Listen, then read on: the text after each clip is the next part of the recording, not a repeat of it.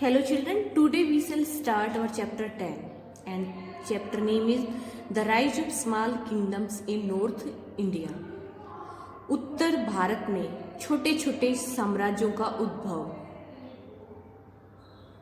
Let's start. Harshvardhan was the last great ruler of ancient India. प्राचीन भारत का सबसे अंतिम महान शासक जो थे वो थे हर्षवर्धन, जैसे कि आपने क्लास 6 में पढ़ा था. After his death the whole empire disintegrated into many small kingdoms due to the miserable economic condition and lack of proper administration by his weak successor. उनकी मृत्यु के बाद, हर्षवर्धन की मृत्यु के बाद जो पूरा साम्राज्य था वो बहुत से छोटे छोटे साम्राज्यों में बट गया. इसका कारण था दयनीय आर्थिक स्थिति, यानी आर्थिक स्थिति बहुत ही खराब थी और जो शासन था उसमें सही तरीके से शासन नहीं हो पा रहा था. हर्षवर्धन के जो बहुत ही कमज़ोर उत्तराधिकारी थे उनकी वजह से वो सही तरीके से शासन नहीं कर पा रहे थे. दूसरा, आर्थिक स्थिति खराब थी, इसलिए जो हर्षवर्धन का इतना बड़ा साम्राज्य था वो बहुत ही छोटे छोटे साम्राज्यों में बट गया. This was a period of political instability in north India. और ये जो समय था उत्तरी भारत में राजनीतिक अस्थिरता का समय था, यानी प्रॉपर तरीके से शासन नहीं हो रहा था. अनेक राजा उठ खड़े हुए थे. 3 powerful kingdoms arose between 750 CE and 1000 CE out of the ruins of Harsha's empire, and hence this period is also known as the Age of 3 Empires. अब क्या हुआ, 3 शक्तिशाली साम्राज्य उठ खड़े हुए. 750 CE से लेकर 1000 CE तक. हर्ष के साम्राज्य के पतन के बाद, नष्ट होने के बाद, हर्ष के शासन के बाद 750 से लेकर 1000 CE तक 3 महान बहुत ही शक्तिशाली साम्राज्य उठ खड़े हुए. और ये जो समय था वो जाना जाता है 3 साम्राज्यों का समय, युग. The Rashtrakutas took over the control in northern part of Deccan. Rashtrakuta शासक जो थे उन्होंने नियंत्रण स्थापित कर लिया, कंट्रोल कर लिया, काबू पा लिया दक्कन के उत्तरी हिस्से में. ये रहा ना दक्कन का पठार, जो डेक्कन प्लेटू होता है हमारा, उसका जो नॉर्थ वाला पोर्शन है वो वाला, ये दक्कन का नॉर्थ पार्ट में, दक्कन के उत्तरी हिस्से में राष्ट्रकूट शासक हो गए. The Palas in eastern India, Bengal and Bihar region, and the Pratiharas in Avanti, southern Rajasthan and Gujarat. जो पाल शासक थे वो बिहार और पश्चिम बंगाल में हो गए, और जो प्रतिहार थे वो अवंती, जो कि कौन सा हिस्सा था, अवंती कौन सा हिस्सा था जिसमें दक्षिणी राजस्थान और गुजरात शामिल किया जाता है. ये 3 महान साम्राज्य उठ खड़े हुए, प्रतिहार, पाल और राष्ट्रकूट.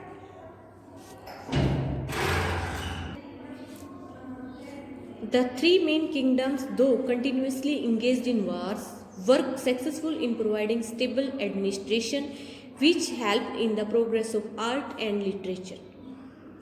यद्यपि ये जो तीनों महान साम्राज्य थे, राष्ट्रकूट, प्रतिहार और पालाज, ये लगातार युद्धों में व्यस्त थे, लेकिन फिर भी उन्होंने एक स्थिर शासन प्रदान किया जिसने मदद की कला और साहित्य की उन्नति में.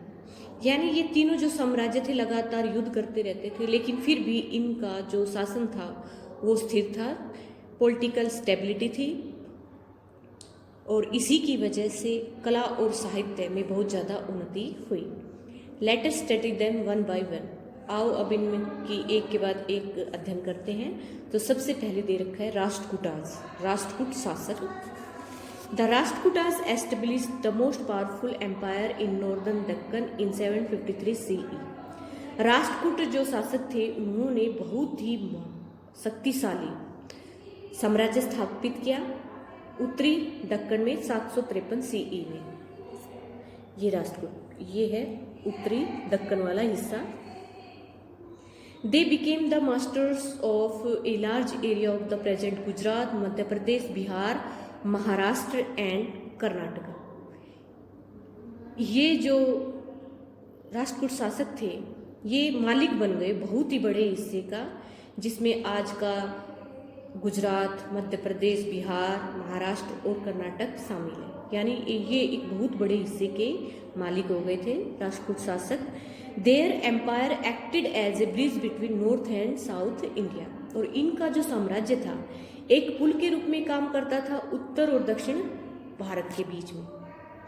अब ये हो गए बिल्कुल मिडल में राष्ट्रकूटा, तो उत्तरी भारत और दक्षिण भारत के बीच में एक ब्रिज का काम करते थे। Dantidurga is considered to be the real founder of the Rashtrakuta empire. Dantidurga जो राजा थे उनको राष्ट्रकूट साम्राज्य का वास्तविक संस्थापक माना जाता है।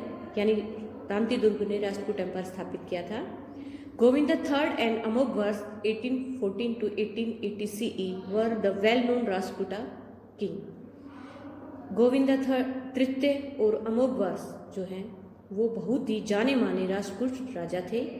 The Rashtrakutas were great warriors, art lover and scholars. Rashtrakuta जो शासक थे वो बहुत ही महान योद्धा थे, कला प्रेमी थे और दार्शनिक थे। They took up titles like Chakravarti, Maharajadhiraja and परम भट्टार। उन्होंने अपने आप को उपाधियां दी, वो कहलाते थे, अपने आप के आगे लगवाते थे नाम के आगे चक्रवर्ती, महाराजाधिराज और Parama Bhattara. They maintained huge armies and encourage trade for the prosperity of the people. उन्होंने बड़ी बड़ी सेनाएं स्थापित की, यानी उन्होंने अपनी जो सेना थी उसको बढ़ा लिया और व्यापार को बहुत ज़्यादा प्रोत्साहित किया, व्यापार बढ़ाया ताकि लोगों की समृद्धि विकास हो सके। Rashtrakutas followed Jainism but also patronise Buddhist, Hindus and Muslims. Rashtrakuta जो शासक थे उन्होंने जैन धर्म को अपनाया, जैन धर्म के ये अनुयायी बने, लेकिन उन्होंने बौद्ध धर्म को मानने वाले, हिंदू धर्म को मानने वाले और मुस्लिम जो लोग थे उनको भी संरक्षण प्रदान किया, उनके साथ कोई बुरा व्यवहार नहीं किया। अगर ये अपने धर्म को जैसे चाहे वैसे अपना सकते थे। Rashtrakuta ruler were great pattern of art and. Rashtrakuta जो शासक जो थे वो बहुत महान संरक्षक थे कला और लर्निंग, शिक्षा। Their rules are the flourishing of religion and literature. उनके साम्राज्य के दौरान उनके शासन के दौरान धर्म और साहित्य बहुत ज़्यादा फ्लोरिश हुआ, उन्नत हुआ, विकसित हुआ। Rock cut temples of Ellora